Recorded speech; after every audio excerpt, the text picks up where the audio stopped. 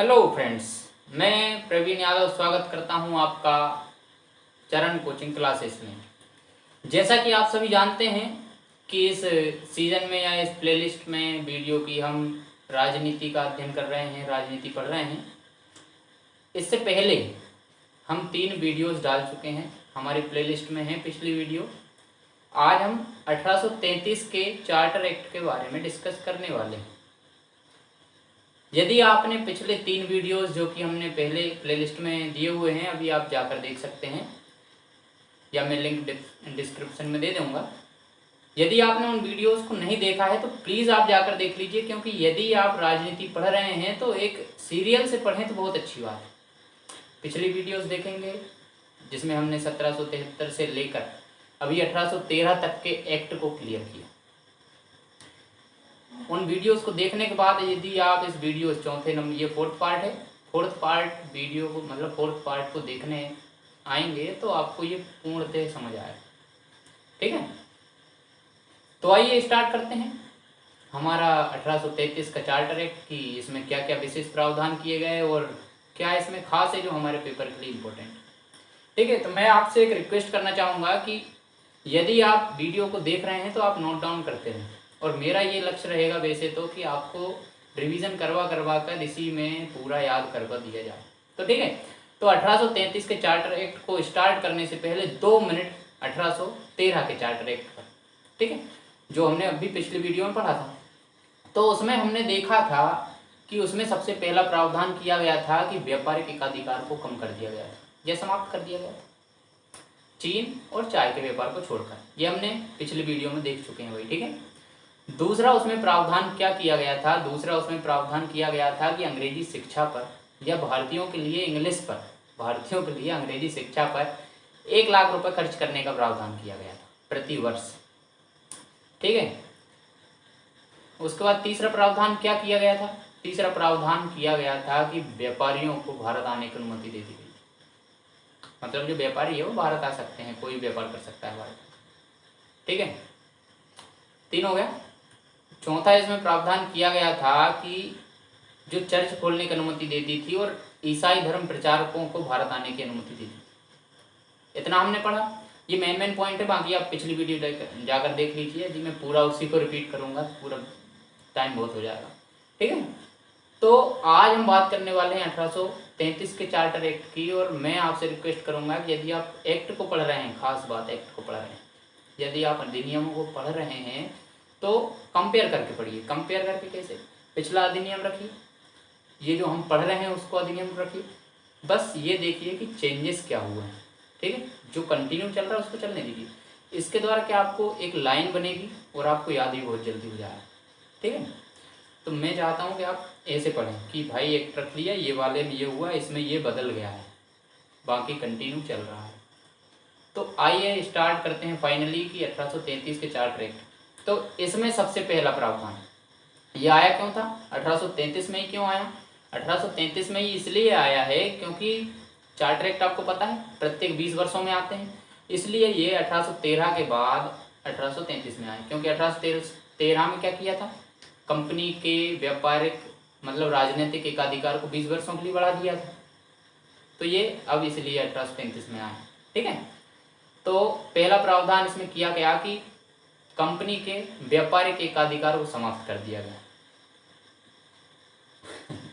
अब आप सोच रहे होंगे कि ये पागल तो नहीं हो गया, जो 1813 में भी बोल रहा था कि कंपनी के व्यापारिक एकाधिकार को समाप्त कर दिया, और 1833 में भी आज भी बोल रहा है कि व्यापारिक एकाधिकार को समाप्त कर। तो भाई मैं पागल नहीं हूँ, मैं ये कह रहा हूँ कि भाई 1813 में कंपनी के एकाधिकार को समाप्त कर दिया था, ऐसा लिखा है। तो 1813, ध्यान से सुनिएगा, बहुत कंफ्यूज होते हैं। और कंपनी के व्यापारिक एकाधिकार को पूर्णतः इस वर्ड को नोट डाउन कर लीजिए, पूर्णतः कब समाप्त किया गया? तो 1833 में कंपनी के व्यापारिक एकाधिकार को चीन और चाय दोनों से खत्म, चीन देश से भी और चाय से। मतलब ये था कि भाई इन दोनों चीज़ों पर भी या चीन में भी अब सभी लोग व्यापार कर सकते हैं जो वहाँ से आए थे। कहाँ से आए थे? यूरोप से आए। अब इंग्लैंड से कोई भी व्यक्ति आएगा पूरा व्यापार करेगा, अपना लाभ कमाएगा जा सकता है, कोई भी आ सकता है, व्यापार कर सकता है, हमें पता है, ये बातें हम जान चुके हैं, ठीक है। उसके बाद इसमें दूसरा प्रावधान, पहला तो ये हो गया कि कंपनी के व्यापारिक एकाधिकार को समाप्त कर दिया गया, पूर्णतः समाप्त कर दिया गया, ठीक है। और राजनीतिक जो व्यापारिक एकाधिकार था, सॉरी यार, राजनीतिक एकाधिकार था, मैंने पहले समझाया था, दो काम थे, एक व्यापार करना, एक शासन करना, मतलब राजनीतिक एकाधिकार। तो जो राजनीतिक एकाधिकार था उसे 20 वर्षों के लिए फिर से बढ़ा दिया, ठीक है। तो अब कंपनी का मेन काम क्या रह गया, मतलब कि वह क्या, मतलब प्रमुख उसका कार्य क्या रह गया, उसका प्रमुख कार्य रह गया कि वह सिर्फ अब ब्रिटिश संसद द्वारा दिए अधिनियमों के अनुसार, ब्रिटिश संसद द्वारा दिए एक्ट या अधिनियमों के अनुसार वो भारत में सिर्फ शासन करेगी, भारत का शासन चलाएगी। मतलब है कि वो भारत का सिर्फ शासन संभालेगी। राजनीतिक एकाधिकार है अब उसके पास, व्यापारिक एकाधिकार नहीं है। व्यापार तो कोई भी करेगा, आएगा, जिसका मन होगा वो करेगा, जो नहीं है वो नहीं करेगा, ठीक है। तो अब आप 2 मिनट एक चीज को समझ लीजिए कि कंपनी का एकाधिकार समाप्त क्यों कर दिया गया। कंपनी का एकाधिकार समाप्त इसलिए कर दिया गया क्योंकि 1818 याद है, और 1809 में अमृतसर की संधि हुई थी, वर्ल्ड फेमस है, ठीक है। 1809 में जो अमृतसर की संधि हुई थी, और 1818 में जो होलकर थे इंदौर वाले, उन्होंने क्या, सहायक संधि स्वीकार।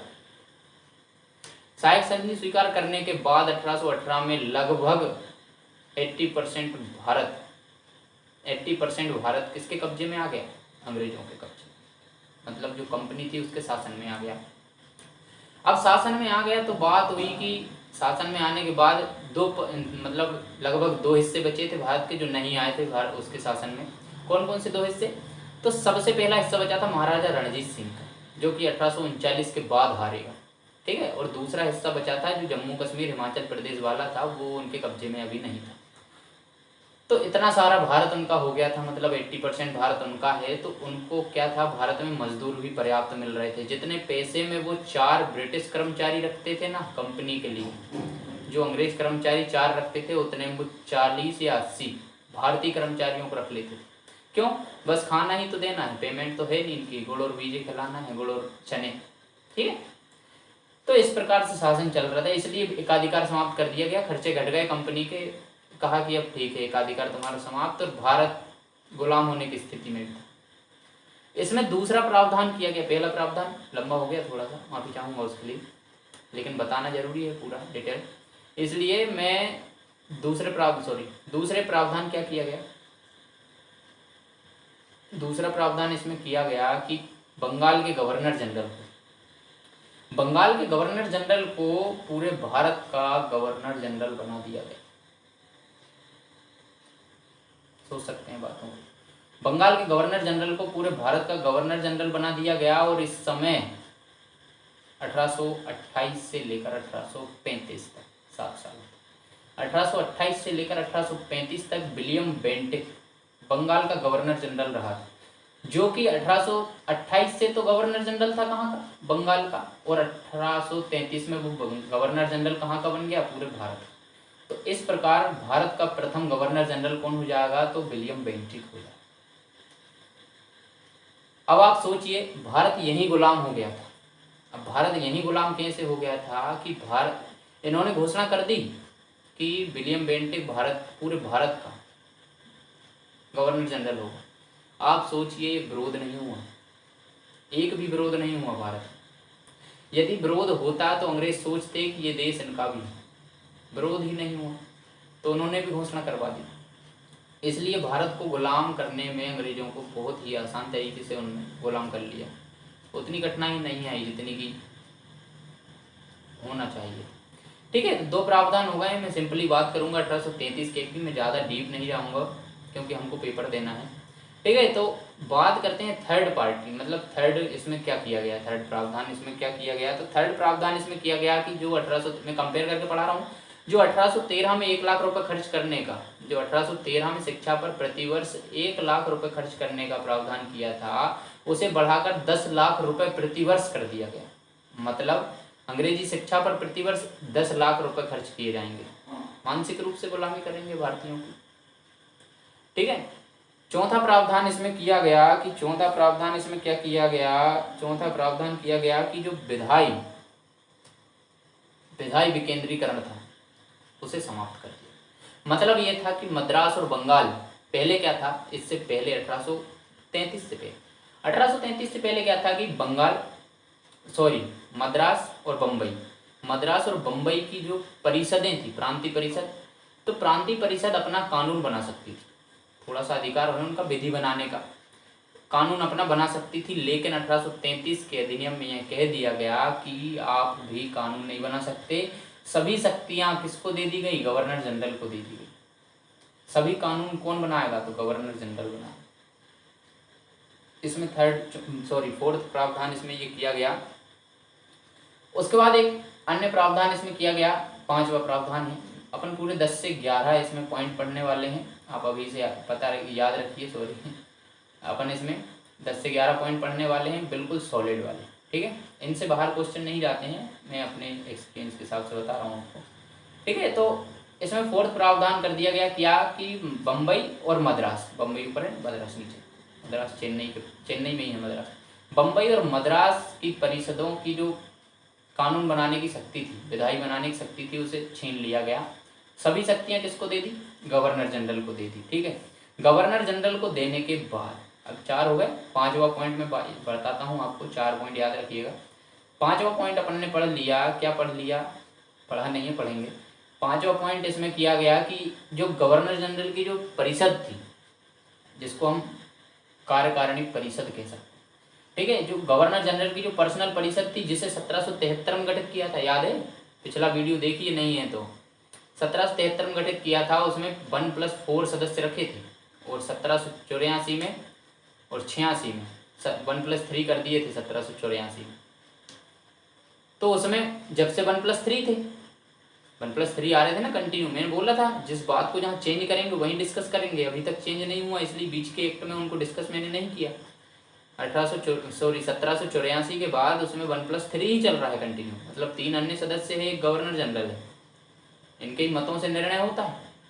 तो 1833 में क्या किया, उसमें एक चौथा सदस्य जोड़ा गया जो कि विधि विशेषज्ञ था, कानून मंत्री टाइप का विधि विशेषज्ञ था, उसका नाम था लॉर्ड मैकाले को जोड़ा गया। इस प्रकार कार्यकारिणी परिषद में चौथा सदस्य कौन आया था, तो मैकाले आया, ठीक है, लॉर्ड मैकाले, या 5वां सदस्य कह सकते हैं क्योंकि 4 तो पहले थे, लेकिन 1833 के हिसाब से चौथा सदस्य जोड़ा गया, जिसका नाम क्या था, लॉर्ड मैकाले। इसको विधि सदस्य के रूप में जोड़ा गया था, ठीक है। उसके बाद एक प्रावधान इसमें किया गया था, क्या किया गया था कि 5 हो गए हैं भाई पॉइंट, याद रखिएगा। 10 से 11 पॉइंट देखने वाले हैं, बिल्कुल सॉलिड, आप देख लीजिए, इनसे बाहर होता है। 6वां पॉइंट इसमें किया गया कि जो गवर्नर जनरल थे, मतलब जो अधिनियम थे जो गवर्नर जनरल द्वारा, मतलब या ब्रिटिश संसद द्वारा लागू किए जाते थे, उन्हें पहले नियामक कहा जाता था। क्या कहा जाता था उन्हें पहले, नियामक। ये वर्ड याद रखिए, आया हुआ है क्वेश्चन कि अधिनियमों को पहले क्या कहा जाता था, तो नियामक कहा जाता था, नियामक। लेकिन इस एक्ट में यह प्रावधान किया गया कि नियामक नहीं करके इनको अधिनियम कहा जाएगा। वो बुकों में अलग है कि सब में अधिनियम लिखा है, लेकिन ऐसा है कि पहले इसको नियामक कहा जाता था, 1833 के बाद इसको अधिनियम या एक्ट कहा जाने लगा, ठीक है। उसके बाद एक प्रावधान, बहुत विशेष प्रावधान इसमें किया गया कि 7 पॉइंट है कि यूरोपियों को, जो यूरोपियन थे, यूरोपियन को भारत में भूमि खरीदने का अधिकार दे दिया गया। अब भूमि खरीदने का अधिकार कैसे, देखिए एक बार लिंक कर लेता हूँ, पीछे से आता हूँ। 1793 में यह प्रावधान किया गया, 1793 में, कि कंपनी यदि चाहे, मतलब ईस्ट इंडिया कंपनी यदि चाहे तो वह किसी अन्य कंपनी को अधिकार दे सकती है कि आप जाओ व्यापार करो, ठीक है। लेकिन उसके बाद क्या हुआ, 1813 आया। 1813 में यह प्रावधान किया गया कि कोई भी व्यक्ति भारत जाकर व्यापार कर सकता है, मतलब व्यापारिक अधिकार समाप्त किया। चीजों को जोड़कर पढ़िए, मैं पहले भी बोल रहा हूँ, आपसे याद रहेगा, ठीक है। और 1833 में क्या कर दिया कि आप जाओ और जमीन, वहां पे भूमि खरीद लो, जमीन खरीद लो, सब कुछ ले लो ना आप, तो ठीक है। तो प्रावधान कर दिया गया कि भूमि खरीदने का अधिकार दे दिया गया यूरोपियों को, मतलब जो यूरोपियन व्यक्ति थे जो भारत आए थे, उनको कह दिया गया कि आप भूमि भी वहां खरीद सकते हो, ठीक है। उसके बाद अगला प्रावधान किया गया 7 प्रावधान, मतलब 7 हो सकते हैं पॉइंट, ये 8वां पॉइंट है। 8वां पॉइंट इसमें कहा गया कि दास प्रथा, जो दास प्रथा थी, दास प्रथा समझते हैं ना, वो गुलाम बनाने वाली कि जिंदगी भर हमारे गुलाम रहो। दास प्रथा को विधि के विरुद्ध घोषित कर दिया, मतलब कि यह कानूनी रूप से सही नहीं है, यह कह दिया गया कानूनी रूप से सही नहीं है। कौन? दास प्रथा। और दास प्रथा को विधि के, इसमें कुछ समझाने जैसा है नहीं, दास प्रथा को विधि के विरुद्ध घोषित कर दिया और इसे 1843 में पूर्ण रूप से इसे उन्मूलन कर दिया गया। इसका मतलब पूर्ण रूप से खत्म कर दिया, दास प्रथा होने ही नहीं भारत में। ठीक है, तो ये हो गए कितने अपने 8 पॉइंट हो गए। 9वां पॉइंट क्या था? 9वां पॉइंट था कि इस अधिनियम में क्या था, अधिनियम आते थे तो उसमें धाराएं लिखी होती, तो अधिनियम में धारा 87 में यह लिखा था कि 87 में लिखा था कि कंपनी के अधीन पद धारण करने के लिए, देखिए अधिनियम आया, अधिनियम में धारा 87, याद रखिएगा, धारा पॉइंट जैसा प्रश्न आए हुए हैं भाई। धारा 87 में यह लिखा था कि कंपनी के अधीन कोई व्यक्ति यदि कार्य करना चाहता है, कंपनी के अधीन या कंपनी में कोई व्यक्ति कार्य करना चाहता है तो उसे, मतलब वो कोई व्यक्ति हो, भारतीय हो, वो अंग्रेज हो, कोई भी हो, ठीक है, तो उसे धर्म, जन्म स्थान, मूल वंश और रंग, मैं फिर से रिपीट कर रहा हूँ, धर्म, जन्म स्थान, रंग और उसका मूल वंश, ठीक है, इनके आधार पर उसे अयोग्य घोषित नहीं किया जा सकता। ये प्रावधान बहुत अच्छा था, पर पता नहीं लागू हुआ या नहीं हुआ, पर पुस्तकों के हिसाब से तो था। ठीक है, इसमें कहा गया कि अधिनियम की धारा 87 में यह कहा गया कि कंपनी में यदि कोई व्यक्ति कार्य करना चाहता है तो उसे धर्म, मूल मतलब धर्म, जन्म स्थान जहाँ वो पैदा हुआ है या जहाँ उसका जन्म हुआ है, धर्म जहाँ उसका जन्म हुआ है, जन्म स्थान, उसका मूल वंश और रंग के आधार पर, वो काला है, वो गोरा है, ठीक है, उसके आधार पर उसे क्या नहीं किया जाएगा, अयोग्य करार नहीं दिया जाएगा। ठीक है, तो इतने प्रावधान किए। ये कौन सा 9 पॉइंट 8 पॉइंट पता नहीं कौन सा था, 9 या 8 था।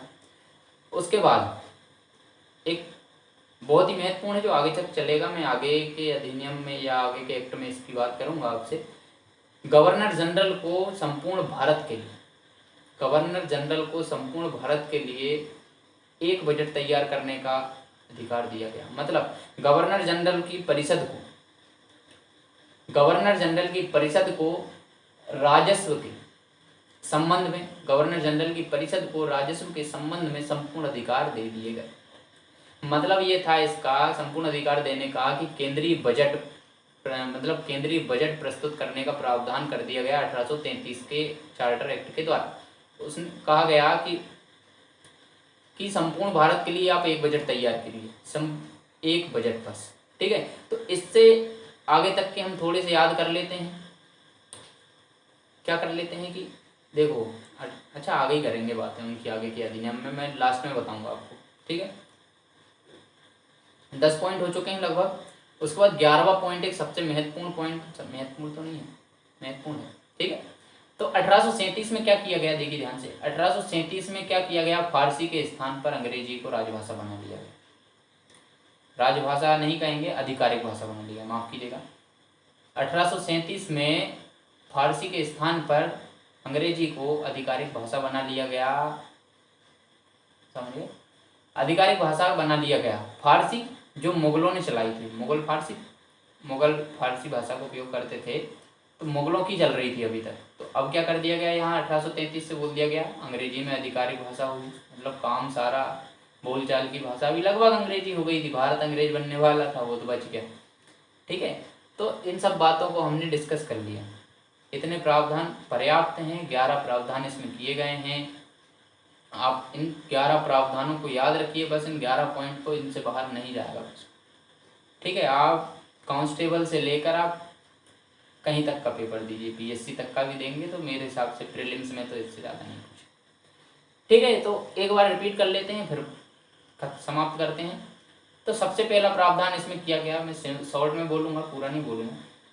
सबसे पहला प्रावधान इसमें किया गया कि कंपनी के एकाधिकार को पूर्णतः समाप्त, अंडरलाइन कर लेना इस वर्ड को, पूर्णतः समाप्त कर दिया गया। कंपनी के एकाधिकार को पूर्णतः समाप्त कर दिया गया, ये हमने पहला पॉइंट पढ़ा। दूसरा हमने जाना कि बंगाल के गवर्नर जनरल को पूरे भारत का गवर्नर जनरल बना दिया गया, और भारत का प्रथम गवर्नर जनरल कौन रहा, तो विलियम बेंटिक रहा। ठीक। थर्ड प्रावधान हमने इसमें जाना कि अंग्रेजी शिक्षा पर या भारतीयों के लिए शिक्षा पर 10 लाख रुपए प्रति वर्ष खर्च करने का प्रावधान किया गया। ठीक है। चौथा प्रावधान हमने इसमें जाना कि दास प्रथा को समाप्त किया गया। पांचवा हमने जाना विधायी विकेंद्रीकरण को मद्रास और बम्बई और मद्रास की परिषद से छीन लिया गया, मतलब कानून बनाने के अधिकार को इससे छीन लिया गया। सातवां पॉइंट हमने जाना वो धारा 87 के तहत कंपनी में किसी भी व्यक्ति को, कंपनी में काम करने के लिए किसी व्यक्ति को धर्म, जन्म स्थान, मूल वंश और रंग के आधार पर अयोग्य नहीं ठहराया जा सकता। ठीक है, इतने हमने पढ़े, और बाकी जो भी है फला आप पढ़ चुके हैं। मैं वीडियो को ज़्यादा लंबी नहीं करूँगा, यहाँ पर वीडियो समाप्त करते हैं। और यदि आपको हमारा राजनीति का सेशन पसंद आ रहा है तो सब्सक्राइब करें, लाइक करें और शेयर ज़रूर करें दोस्तों को, ताकि उन तक भी हमारी वीडियो पहुँच सके। ठीक है, तो थैंक यू सो मच।